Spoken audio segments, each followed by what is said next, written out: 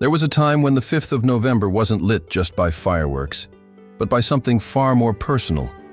Your nan's kitchen window, glowing with warmth and scent. For working-class families throughout Britain between the 1950s and 1970s, Bonfire Night was more than sparks in the sky. It was a community celebration stuffed with flavor. Whole neighborhoods huddled around crackling fires, warming their hands on enamel mugs and foil-wrapped treats as the smoke curled into the cold November air.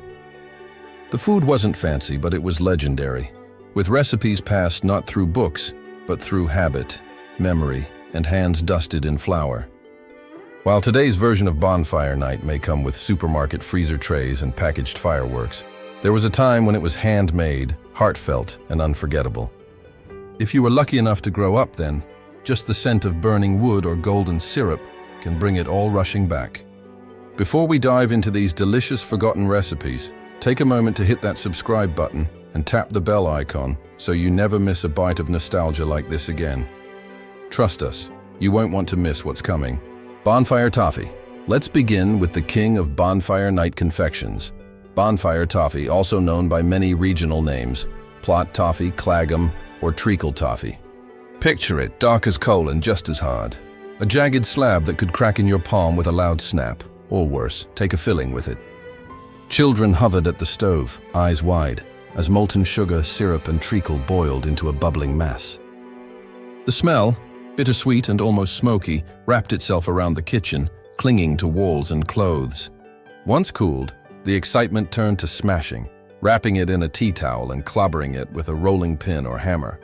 Shards ricocheted off the table like sparklers, while dentists might have cursed the season. For every kid, chewing through a warm, sticky piece that glued itself to your teeth was almost a badge of honor. Especially in Yorkshire and Lancashire, this wasn't just a sweet, it was a ritual. Local cookbooks from the early 1900s printed such recipes alongside Sunday dinners, and by the mid-20th century, it remained a staple thanks to cheap ingredients and massive portions made for the whole street. Toffee wasn't just dessert, it was a part of the fire, a weapon of joy, and a glow in the palm of your hand.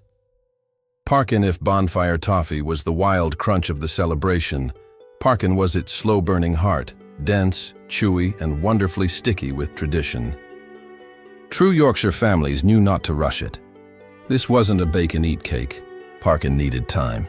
Made with oats, treacle, and ginger, it matured silently over 2 or 3 days, darkening and deepening in flavor. Every slab improved with age, getting tackier, stronger, and more comforting.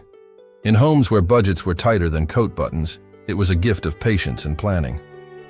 In 1953, oats, treacle, and syrup ranked among the most affordable kitchen cupboard essentials, meaning a full tin of Parkin could feed an entire family and still leave slices for the week. In mining towns, mums baked it days before, tucked in greasy paper, slipped into coat pockets before children ran out to collect firewood. The scent of ginger took over the household, mixed with dust, damp coats, and Parkin cooling on the gas meter. On the big day, it solidified its place next to the flames, handed out in crumbling, sticky chunks that made little fingers warm and mouths buzz with quiet satisfaction. Jacket potatoes, then came the jacket potatoes, as vital to Bonfire Night as the firewood itself. Long before vendors and pop-up food trucks made them trendy with chili and cheese, they were the humble heroes of post-war kitchens. A sack of spuds, cheap and reliable, was a staple in nearly every pantry. On fire night, they were wrapped in foil or dropped straight into the glowing embers, set among the crackling logs as fireworks lit the sky. Every pop and hiss from the fire was a heartbeat.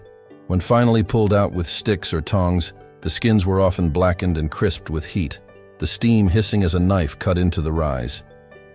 A knob of butter, a sprinkle of salt, maybe vinegar if you were lucky, turned them into passing treasure. In northern counties during the 60s, potatoes still made up nearly 40% of all household food weight, and it's no wonder. They were hot, hearty, and felt like magic when dug straight out of the fire while children cheered, as if lifting treasure from burning coals. Black peas, parched peas, but in Lancashire, black peas stole the show. Known locally as parched peas, they were ladled out of steaming pots into paper cups at fairgrounds and family bonfires across towns like Wigan, Preston, and Bolton. Black peas were dried maple peas, simmered for hours, creating an earthy, nutty taste that melded with salt and vinegar into something truly comforting. Dirt cheap, around 3p, and endlessly warming, they became symbols of the night. Councils occasionally considered banning the stalls that sold them on hygiene grounds, but people pushed back fiercely. Miners and mill workers finishing their shifts would head straight for a mug, eaten with wooden forks or bare fingers, the heat rising into chilled cheeks. The smell was impossible to miss, slightly sour, richly savory, and cutting into the smoke of damp logs and gunpowder. For many older families from Lancashire, Bonfire Night without black peas simply wasn't Bonfire Night at all. Groaty pudding, groy dick. Over in the Black Country, there was groaty pudding, known fondly, or not so fondly, as groy dick. A dish not for the faint-hearted, it spoke to another heavier kind of tradition. Made with groats, hulled oats, beef, leeks, and onions, it simmered slowly for up to 16 hours, until it broke down into a thick, dark, almost unrecognizable mass. This wasn't food you dressed up, it was food that filled you up. Local butchers sold groat pudding mixes in the weeks before Bonfire Night. Families popped it in the oven ahead of time, starting the night before, and let it bake slow and low until the fire outside roared to life. Recipes for groaty pudding appeared in 19th century regional newspapers, and by the 50s and 60s, it was still a constant on Midland tables. Surveys recorded nearly half of Black Country towns still making it. Kids weren't always fans, and no surprise, it looked strange and smelled even stronger, but that's what made it theirs. It was food that stuck to your ribs, surrounded your kitchen with meaty steam and onion warmth, and lingered in the house longer than the smoke from sparklers. Pork pie and mushy peas. While some dishes were baked early or eaten after, pork pie with mushy peas was devoured right in the thick of it, standing in sharp cold under flickering lights. In Yorkshire, pork pies weren't just everyday fare. They had Bonfire Night lore attached. Dense, lardy pastry packed with seasoned pork, layered with jelly, and balanced with steaming green mushy peas. You'd see kids carrying plates with melting butter and jelly running down the sides, juggling the pie while squeals of Catherine wheels cut through the garden night. Local butchers would sell out in the lead-up to November 5th, with families queuing to get their hands on pies that could feed a whole household for less than a fiver. National surveys even showed pork pie consumption in Yorkshire nearly double that of the South, a rightful nod to its status. And it's no wonder. There was nothing like the sound of fireworks cracking just as you cut into hot pie flesh out in the chill. Loving the walk down memory lane? Leave a comment and tell us, what was your favorite Bonfire Night treat growing up? And if you're new here, be sure to subscribe. More nostalgic food stories are just a click away. Toffee apples. Then there were toffee apples. Not just a treat, but an event. Shiny red shells reflecting the flames, skewered on wooden sticks and wrapped in excitement. Crisp apples were dipped into molten sugar syrup, so hot you could burn your fingers just holding the stick. Crunching through that glossy caramel shell into tart, juicy flesh was its own thrill. By the late 50s, a dozen apples cost barely a shilling, and sugar cost even less. You didn't need much to make a dozen. Hull Fair reportedly sold tens of thousands each year. Sure, the homemade ones were sticky, lopsided, sometimes dripping onto mittens or trousers, but they held magic. Glossy cellophane-covered clones showed up by the 70s, but somehow they never tasted the same. The bite that shattered in your mouth and mixed with the fire's smoke was unforgettable. Even now, for many, that taste brings back the entire night in a single second. Mulled cider and spiced cordials as the parents stood nearby, however. It was often the cider that warmed them. Mulled cider, or for the kids, a spiced cordial, filled mugs on fire-lit nights across the West Country and Midlands. Apples simmered with cloves, cinnamon, maybe some nutmeg or a drop of rum, sweet steam coiling into the chilly night. It was affordable and easy. Whole barrels were heated over bonfires, ladled into enamel mugs, passed from hand to hand.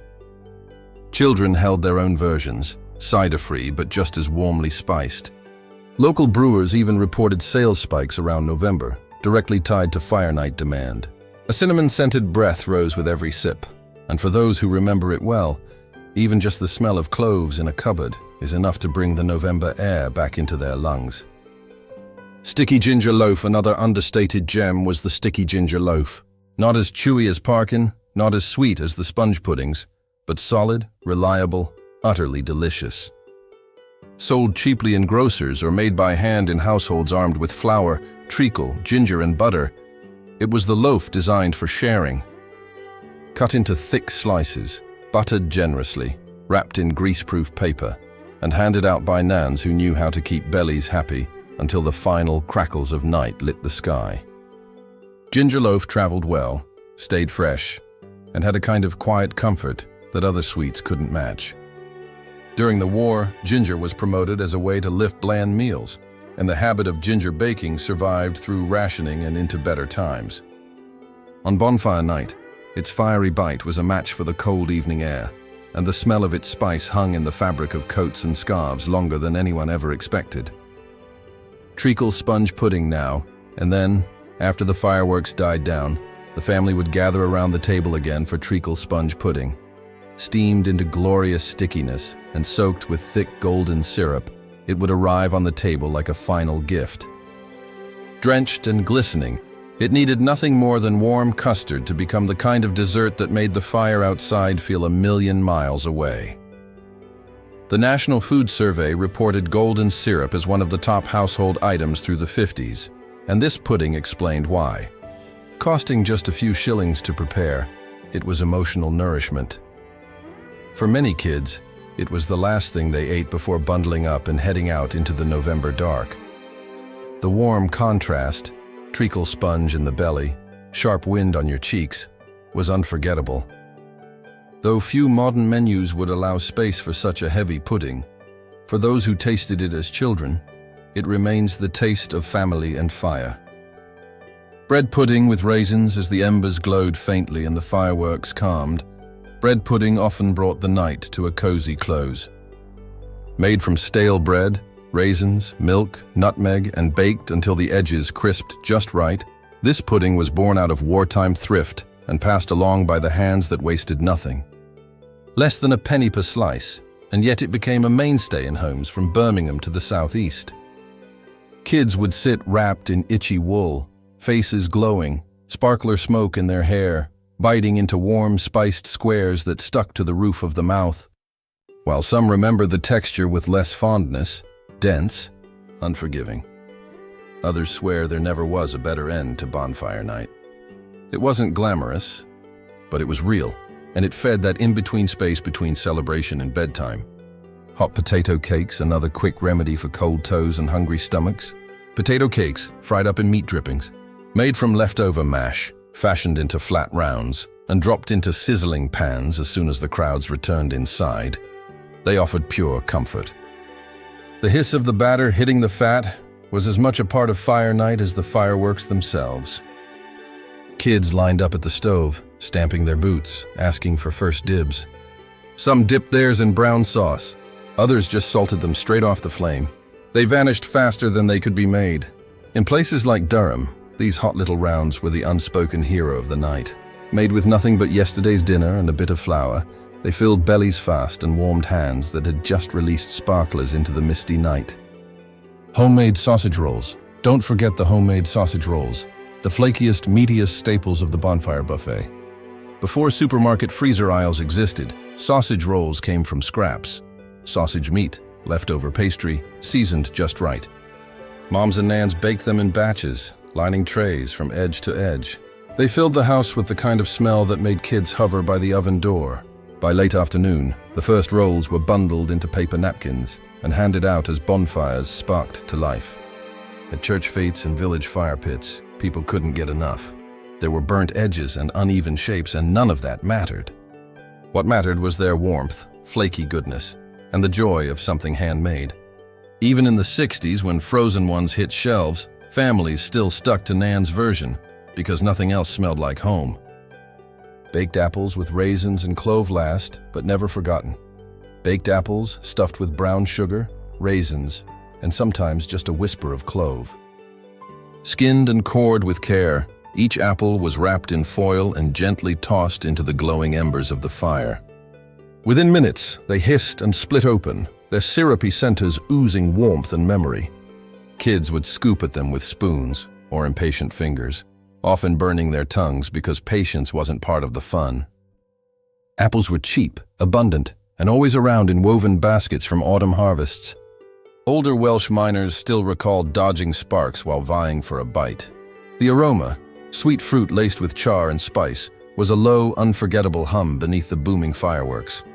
Vegetable soup in mugs and as the final sparkle dimmed and the smell of sulfur faded, thick vegetable soups bubbled indoors.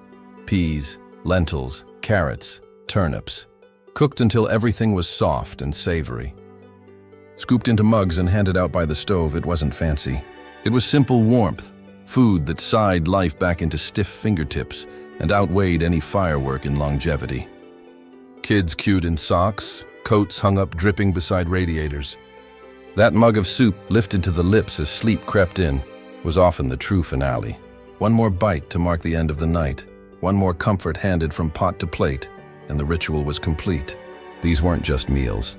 They were memories cooked into bone, recipes made of smoke, spice, steam, and love. For those who remember, Bonfire Night still tastes of treacle, vinegar, salt, spuds, and Nan's hands moving gently through the kitchen, making magic from what little she had.